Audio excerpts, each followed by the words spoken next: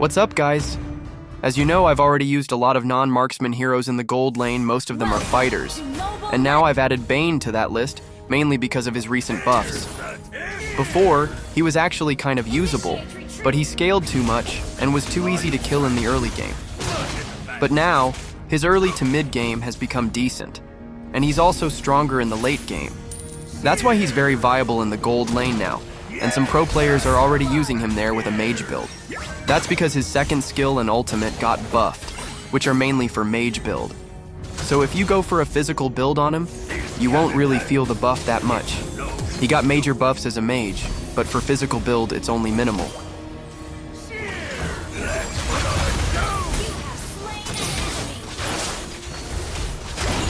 At the start of the game, take his first skill if you want to play safe and just last hit minions from a safe distance, since it gives you more range. Because in the gold lane, you'll usually be at a disadvantage in terms of range compared to the heroes you'll face. This is my item and emblem build for him, and it's different from my previous video. This one doesn't include Sky Piercer. In my first video on him, I wanted to one-hit full HP enemies, and I think that's only possible if I have Sky Piercer. But at the end of the day, it really comes down to personal preference. Building Sky Piercer is risky, so it's up to you whether you're the type of player who takes risks or plays conservatively. That's why he was quickly used in the pro scene, because he's so good in team fights. Yes, he's also strong in 1v1 situations, but most of his skills are AoE, and that makes a huge impact in team fights, especially with the burst damage from his skills. So it's no surprise if he becomes meta in the gold lane for the pro scene, or even in 5-man ranked games. Masha, on the other hand, is much better in isolated fights since her skills are single target, and she relies heavily on basic attacks. That's why she's really one of the best heroes in solo ranked games, though only a few players have truly unlocked her full potential. And if you think I'm just hyping up Masha, well, not really. Maybe you just don't realize how strong and underrated she is right now. But honestly, it's better that way, because she's so annoying to deal with. Personally, I feel like I could easily reach Immortal if I used her every game, even while solo queuing. Of course, there will always be games that are unwinnable no matter what you do. But still, don't give up. Always give your best, both in games and in real life.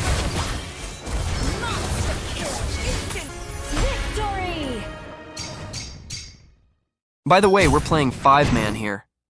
And honestly, I can say that 5-man is easier than solo queue if your rank is Mythical Glory and below.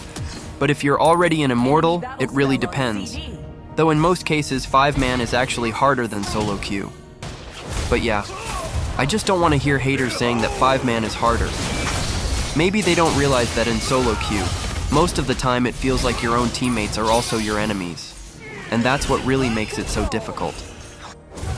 So if you're a solo player who's always carrying your teammates, I can say that you can still keep up in 5-man ranked games when it comes to individual skill.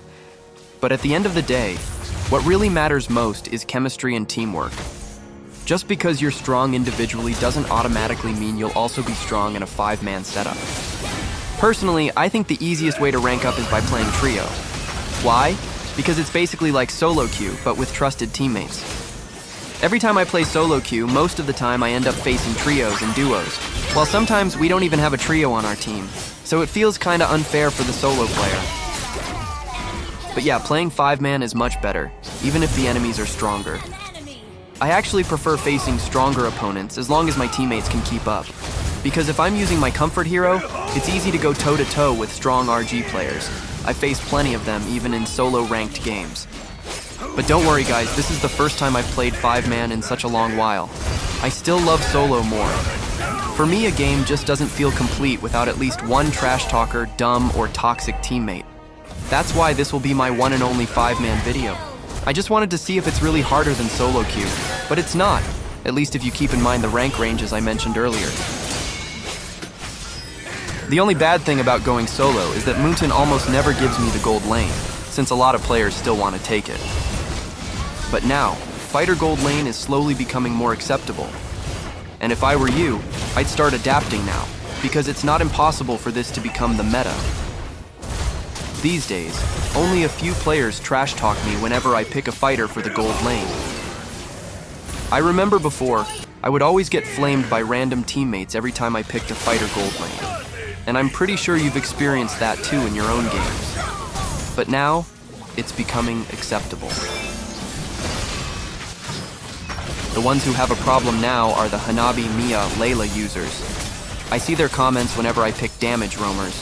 They don't like it because they say roamers are supposed to protect the team and set up plays for them. But the thing is, they're scared of damage roamers because they know we don't rely on them. We can kill enemies even without a marksman.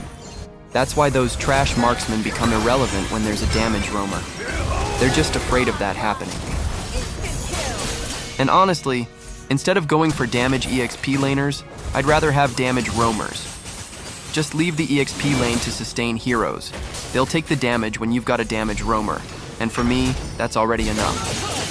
If I can kill the enemy marksman even at the cost of my own life, then why would I need to play a tank just to catch the enemy marksman and then wait for my teammates' follow-up? The goal is the same anyway. Of course, this only applies to solo ranked games.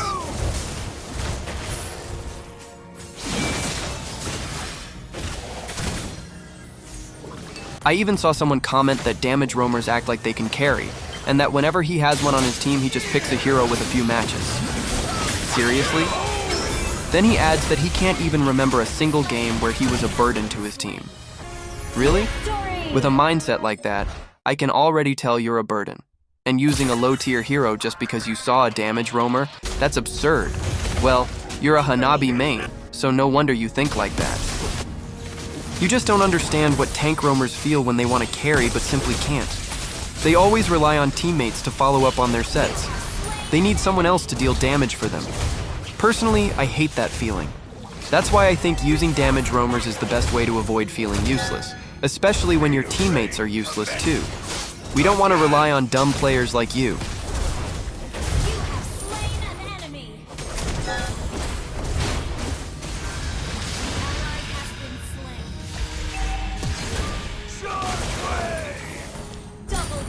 Anyway, I was playing solo queue in this game, and thankfully my teammates were actually decent.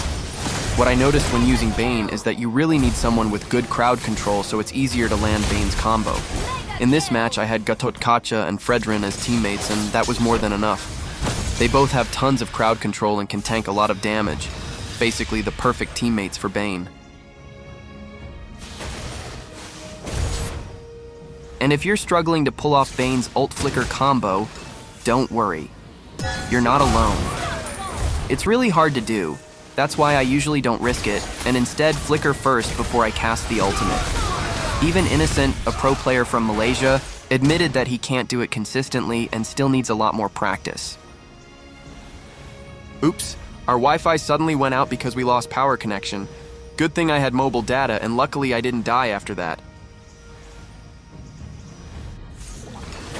The thing is, Bane's ultimate comes out so fast that you also need to be extremely quick in pressing flicker right after it.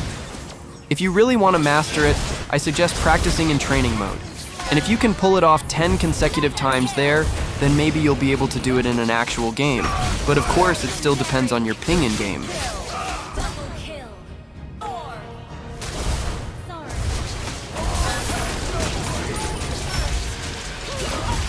I don't know what got into Sun that made him want to keep fighting me here, when Bane's skills are all AoE, and that's exactly what Sun struggles against.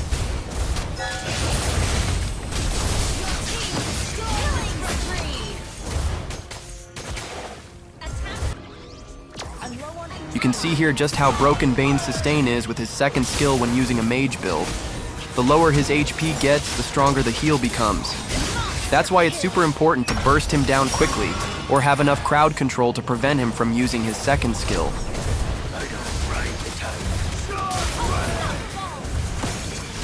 Just casually spitting on the enemies here, and they're dying instantly.